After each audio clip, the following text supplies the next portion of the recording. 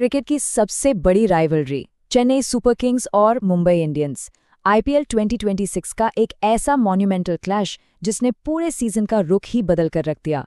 तो चलिए इस डीप डाइव विश्लेषण में उन टैक्टिक्स और स्ट्रैटेजीज को ब्रेक डाउन करते हैं जिन्होंने इस हिस्टोरिक एल क्लासिको का नतीजा तय किया। इस एक्सप्लेनर में मुख्यतः इन 5 बातों पर फोकस रहेगा। हाई स्टेक्स एल क्लासिको का दबाव, सीएसके का मिडिल ओवर्स चोक, कैसे रुकीज ने वेटरन्स को पीछे छोड़ा, एक मास्टरफुल रन चेस और आखिर में शिफ्टिंग प्लेऑफ रियलिटीज। सबसे पहले बात करते हैं हाई स्टेक्स एल क्लासिको की, जो एक डू और डाई राइवलरी मैच था। इस मैच में उतरने से पहले दोनों ही बड़ी फ्रेंचाइजीज पर कितना इंटेंस प्रेशर था, ये समझना बहुत जरूरी है। आईपीएल 2026 का ये सीजन वैसे भी दोनों के लिए काफी टॉपसी टर्बी रहा था। एक तरफ सीएसके थी, जो अपनी पिछली कॉम्प्रहेंसिव हार के बाद किसी भी तरह सर्वाइव करना चाहती थी। टॉप 4 की रेस में बने रहने के लिए उन्हें जीत की सख्त जरूरत थी। और दूसरी तरफ मुंबई इंडियंस, जो किसी भी हाल में अपनी 7वीं हार से बचना चाहती थी।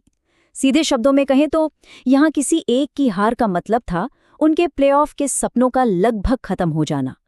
अब आते हैं पहली इनिंग्स पर। यहां ध्यान देने वाली बात है द मिडिल ओवर्स चोक, जिसने मुंबई के मोमेंटम को पूरी तरह से स्ट्रैंगल कर दिया। सीएसके के कप्तान ने यहां कमाल के बॉलिंग डिसीजंस लिए। अगर रन प्रोडक्शन पर गौर किया जाए तो एक बेहद क्लियर डिफरेंस दिखता है। पहले 10 ओवर्स में नमन धीर और रियान रिकल्टन के अर्ली अग्रेशन की वजह से मुंबई ने आसानी से 90 रन्स बोर्ड पर लगा दिए थे।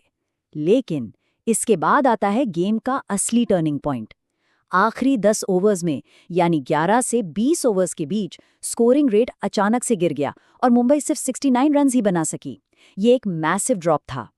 तो सवाल ये है कि आखिर रन्स की इस रफ्तार पर लगाम लगाई किसने? अंशुल कंबोज ने कमाल की गेंदबाजी की और 32 रन्स देकर 3 बड़े विकेट छटके। नूर अहमद ने 26 रन्स देकर 2 विकेट निकाले। स्पिनर्स और पेसर्स का एकदम परफेक्ट तालमेल देखने को मिला। और तो और डेब्यूटेंट रामाकृष्ण घोष ने अपने पहले ही मैच में सिर्फ 24 रन्स देकर एक अहम विकेट लिया, जबकि जेमी ओवर्टन ने 23 रन्स पर 1 विकेट लेकर पूरा प्रेशर बनाए रखा। इन्हीं एनफोर्सर्स ने मिलकर मुंबई को सिर्फ 159 रन्स पर रोक दिया।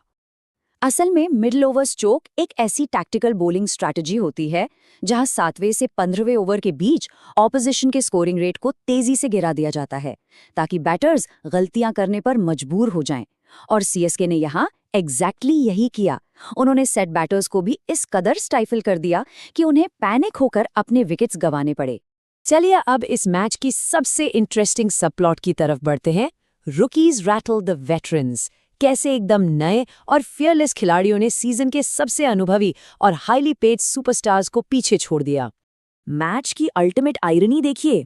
एक तरफ सीएसके के नए खिलाड़ी अपना मैजिक दिखा रहे थे, जैसे डेब्यूटेंट रामाकृष्ण घोष, जिन्होंने अपने पहले ही मैच में वेटरन सूर्यकुमार यादव का बड़ा विकेट निकाल लिया। और फिर रुकी कार्तिक शर्मा की एक्सप्लोजिव अनबीटन 54 रन्स की पारी। इसके बिल्कुल उलट हेविली स्क्रूटनाइज्ड मुंबई इंडियंस के कप्तान हार्दिक पांड्या 23 बॉल्स में सिर्फ 18 रन्स बनाकर स्ट्रगल करते नजर आए। नए डेब्यूटेंट्स इस इमेंस प्रेशर के आगे चमक उठे, जबकि सीजन लीडर्स दबाव में दिखे। 14.2 करोड़, ये कोई छोटा अमाउंट नहीं है। ये कार्तिक शर्मा का ऑक्शन प्राइस था, जिसने उन्हें टूर्नामेंट की हिस्ट्री का जॉइंट हाईएस्ट अनकैप्ड प्लेयर बना दिया। अब बस सोचिए कि एक 20 साल के लड़के के कंधों पर इस प्राइस टैग का कितना बड़ा बोझ और कितनी भारी एक्सपेक्टेशंस रही होंगी। पर मजेदार बात यह है कि कार्तिक इस दबाव में बिल्कुल नहीं बिखे। राजस्थान के भरतपुर से आने वाले इस लड़के की कहानी वाकई इंस्पायर करने वाली है। इनके पिता ने अपने बेटे के लिए अपनी दुकान तक बेच दी थी और एक बॉलिंग मशीन लेने के लिए लोन भी लिया। कार्तिक रोजाना 150 किलोमीटर पर आवर की स्पीड वाली 500 बॉल्स का सामना करके खुद को ट्रेन करते थे। यहां तक कि अपनी क्रिकेट किट अफोर्ड करने के लिए उन्होंने खुद प्राइवेट ट्यूशन्स पढ़ाए। ये उनकी वही रिलेंटलेस ट्रेनिंग और सैक्रिफाइस ही था जिसने उन्हें इस एग्जैक्ट हाई प्रेशर मोमेंट के लिए पूरी तरह तैयार किया था। आगे बढ़ते हैं the masterful run chase a calculated offensive पर। अब देखते हैं कि चेन्नई ने ये 160 रन्स का टारगेट 11 बॉल्स बाकी रहते हुए आखिर कैसे अचीव किया और डिफेंस से सीधा अग्रेसिव ऑफेंस पर शिफ्ट हुए। रन चेज की शुरुआत काफी टेंस थी। 0.1 ओवर्स पर संजू सैमसन का कैच ड्रॉप होता है और फिर वो तुरंत डिसमिस भी हो जाते हैं।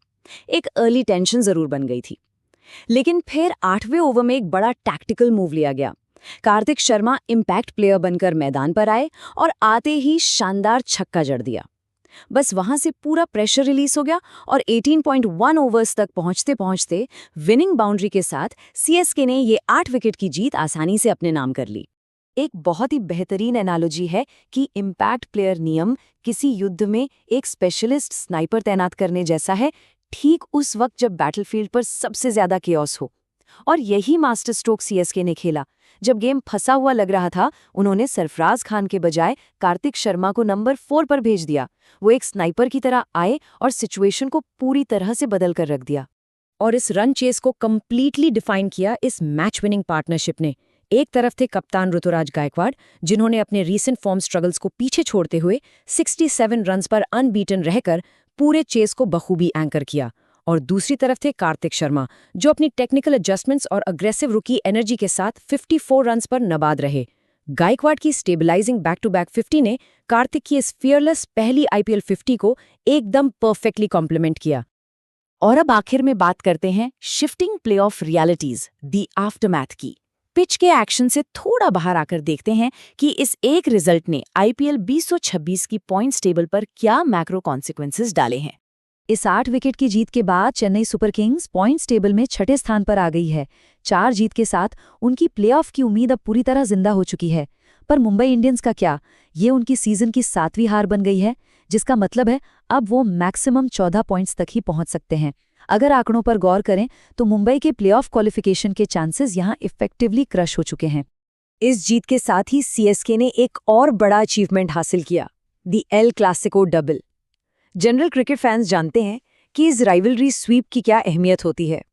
इससे पहले इस सीजन में भी सीएसके ने मुंबई को 103 रन्स के एक मैसिव मार्जिन से हराया था, और अब उन्हें वापस हराकर ये स्वीप कंप्लीट करना, इस टॉपसी टर्वी सीजन में अपने सबसे बड़े राइवल्स को 2 बार धूल चटाना, एक बहुत बड़ा स्टेटमेंट है।